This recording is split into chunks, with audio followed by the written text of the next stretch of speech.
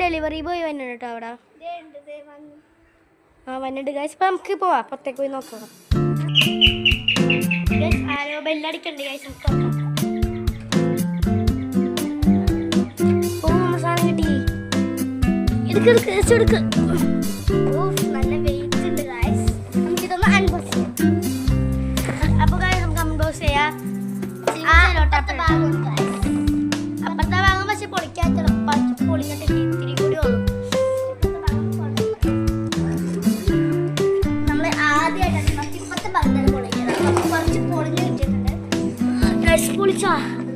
പൊളിച്ച് ഒരു സെലോട്ടാപ്പ് ഉണ്ടായിരുന്നു ഗൈസ് നമ്മൾ പൊളിച്ചിട്ടുണ്ട് ഇതുണ്ട്